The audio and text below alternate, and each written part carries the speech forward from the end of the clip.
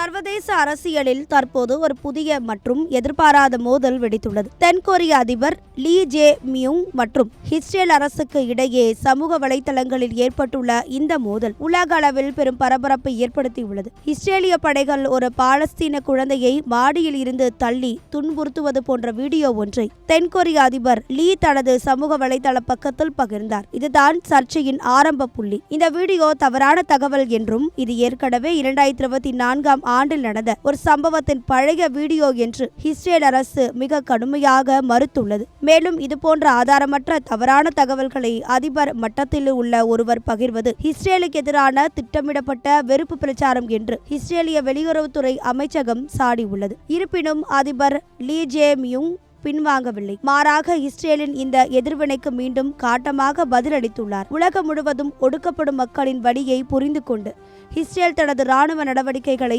மறுபரிசீலனை செய்ய தவறிவிட்டது என்பதுதான் ஏமாற்றம் அளிக்கிறது என்று அவர் கூறியுள்ளார். அமெரிக்காவின் நெருங்கிய நட்பு நாடான தென்கொரியா பொதுவாக மத்திய கிழக்கு விவகாரங்களில் நடுநிலையான போக்கை கடைபிடித்து வரும் நிலையில் இஸ்ரேலுடன் நேரடி மோதலில் ஈடுபட்டுள்ளது சர்வதேச அளவில் பெரும் கவனத்தை பெற்றுள்ளது. இந்த சமூக வலைதள மோதல் இரு நாடுகளுக்கும் இடையிலான தூதரக உறவில் எத்தகைய தாக்கத்தை ஏற்படுத்தும் என்பதை பொறுத்திருந்துதான் பார்க்க வேண்டும்.